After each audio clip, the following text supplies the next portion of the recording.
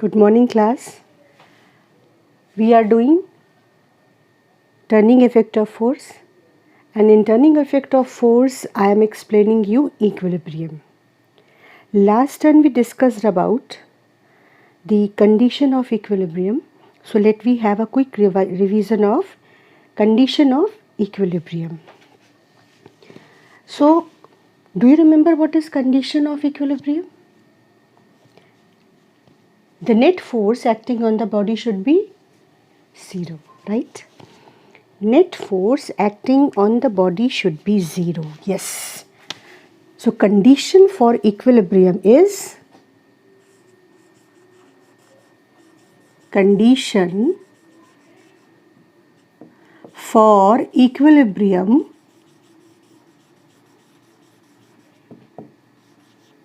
that is net force acting on the body must be 0. And I explained you what does it mean by the net force. That means resultant force. Do you remember it, beta?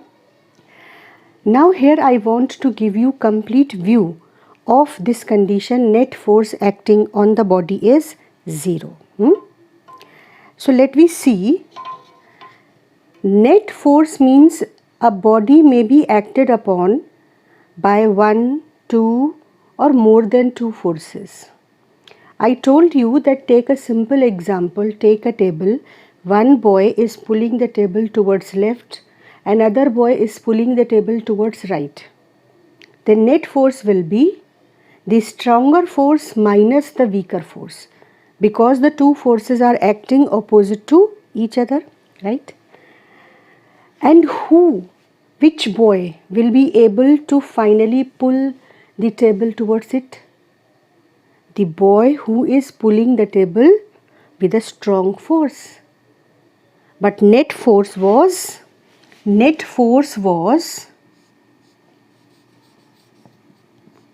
stronger force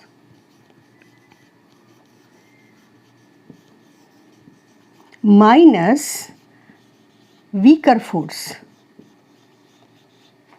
Are you getting this point, beta? This was the case when object is acted upon by the two forces which are just opposite to each other. Right? Now actually we have to write the net force expression in a more mathematically correct way. And what is that expression? It is, for equilibrium, net force must be 0 implies sum of, and it's not simple sum, beta. It is vector sum. It is vector sum of all forces,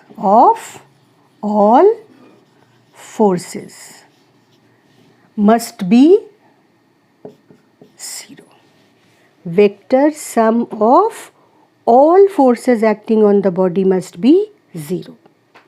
I just want to give you the actual concept so that you never get confused in any question if the question is playing trick with you. Vector sum of all forces should be 0 for the equilibrium. Right? Now what was the case? You can take case to be that what we have done in the last experiment. You take the case. It was a scale. Do you remember? Scale was acted upon by the gravity and the weight was represented with the alphabet W, and scale was holded by the thread with the force tension. Now this scale is acted upon by two forces. So condition of equilibrium says that vector sum of all forces must be 0. Vector sum. So let me see what is vector sum.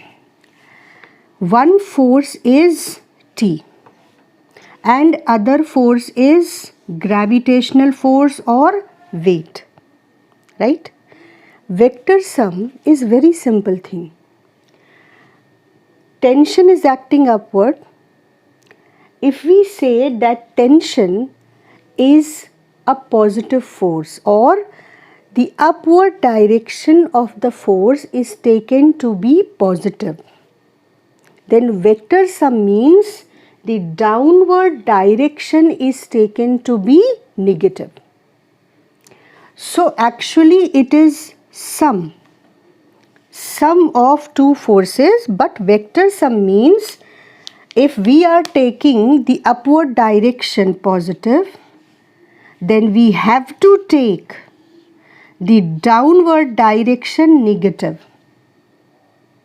and these two vectors when added will result T minus W. And what is the condition? That net force, and what is net force? Vector sum of all forces, it should be 0. So the vector sum should be 0. And this tells us that T must be equal to weight of the scale. Whatever we said in the last class and whatever I am explaining you today, it's same thing. But in technical language, it is explained with a little different language. I don't want you to get confused with the language used that day, or if the question is using the language like this. So if the two forces are equal and opposite, they will cancel each other, and that means the net force will be 0 on the body. But net force means vector sum of forces, and vector sum means you have to take consideration of the direction. So if the tension force is in upward direction and you want to take the upward direction positive, then all the forces which are opposite to the upward direction, which are acting opposite to the upward direction, that is downward forces, automatically will be substituted in the sum with a negative sign. So upward force minus downward force, and this should be 0. Clear? The same logic will hold with the torque. You know that anti-clockwise torque is taken to be positive. Anti-clockwise torque is taken to be positive. And clockwise torque?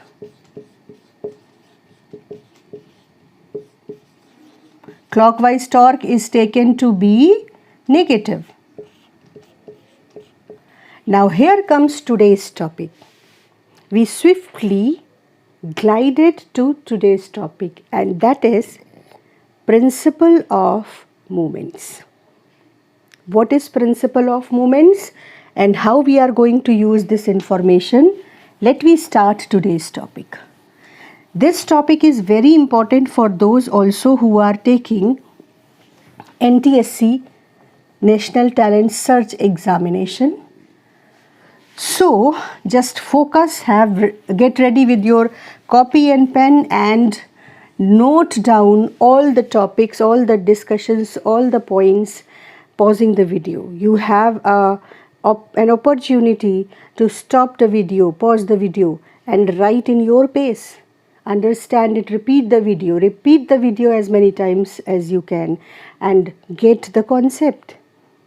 So use this opportunity during this lockdown period and be a winner. So what is principle of moments? Let me start with principle of moments.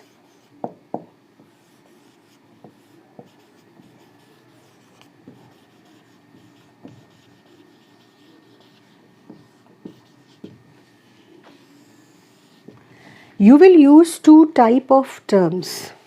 In lower classes you will use algebraic sum of moments of forces or algebraic sum of torque. And in higher classes you will use vector sum of vector quantity, any vector quantity, you will use vector sum of that particular vector quantity. The two are not different. In class 10th, you will mostly have the case when if one force is acting towards left, then the other force is acting towards right, just opposite. So if you are taking the right side as positive, then left side automatically the force will be taken as negative. So plus sign, minus sign, and if sum of the two forces must be 0 for the equilibrium, then it is plus force plus minus force should be 0.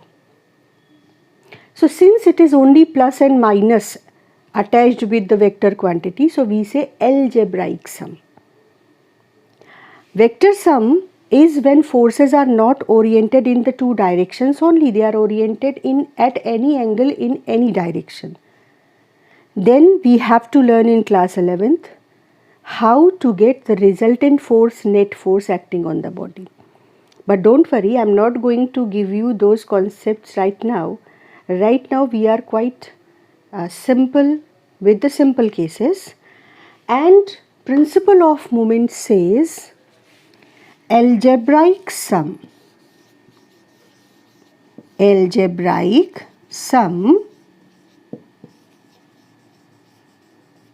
of all moment of force, that means all torques. Algebraic sum of all moments of force acting on the body.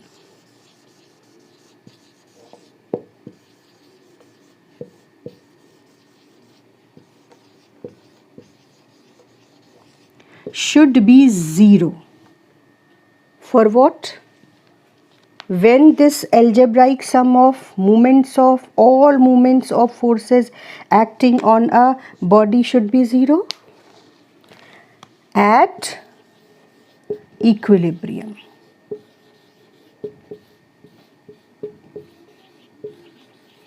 So you note down this statement of principle of moments, that algebraic sum of all moments acting on the body, all moments of forces acting on the body should be 0 at equilibrium of the body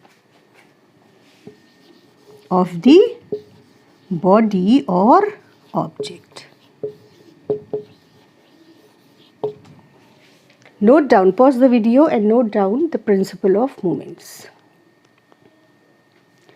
Now come to, this was a statement, and now we need a mathematical expression so that we can use it in our numericals. So no problem.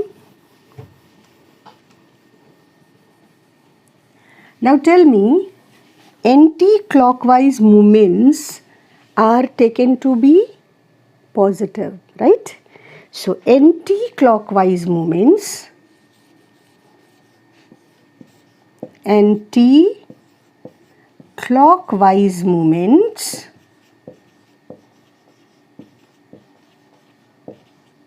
they all are taken to be positive, right? So here let me write all anti-clockwise movements plus all clockwise movements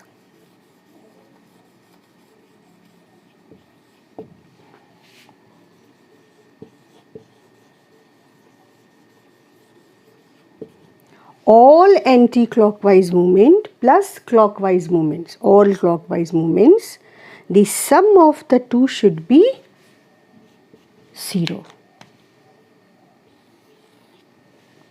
Right? This is principle of moments. But just now we said that anti-clockwise movements are written with positive sign. So let me write, all anti-clockwise movements are written with plus sign. So we will write plus all anti-clockwise movement.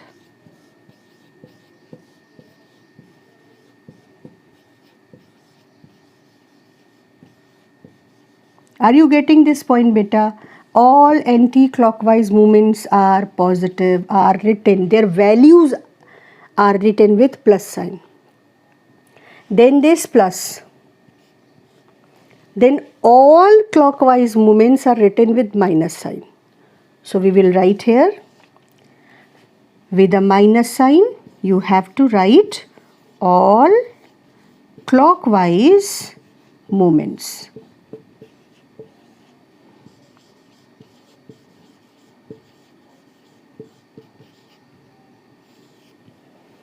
And this should be equal to 0. Now let me simplify this.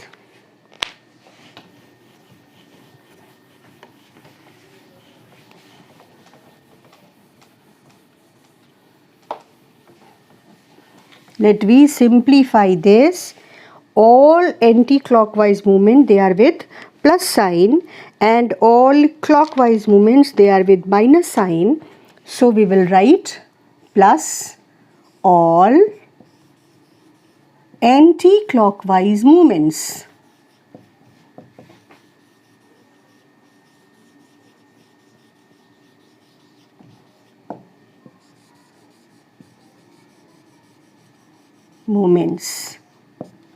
Keep on writing along with me. All anti-clockwise movements is equal to. Now see what I am going to do. This is minus and all clockwise movements. So let me take it towards the right of the equal. So minus all clockwise movements, when we take them towards right, will become all clockwise movements. Here this clockwise movement will become plus. If we take this minus anti-clockwise movement towards right of the equal, the minus will become plus. So this is principle of movements. We can write the principle of movement in two forms. See, here it is plus and minus.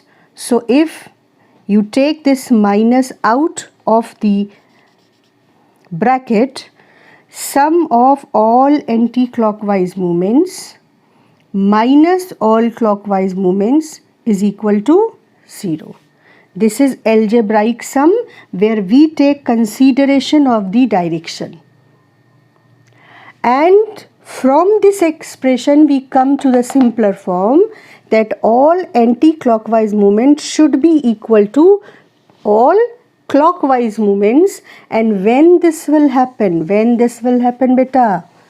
This will happen at equilibrium.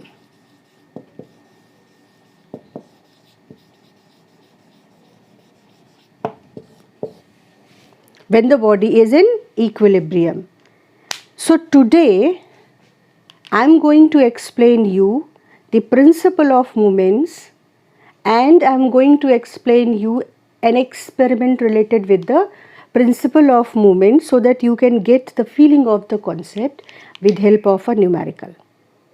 So let me take a break. Next video we will start the experiment to understand the principle of movement, and I assure you, if you are following all the instructions, then you are going to get all the problems no matter how complicated, be done by you, which are based on principle of movements. So let me have a break of 5 minutes. In the next video we are going to understand the principle of movements with help of an experiment.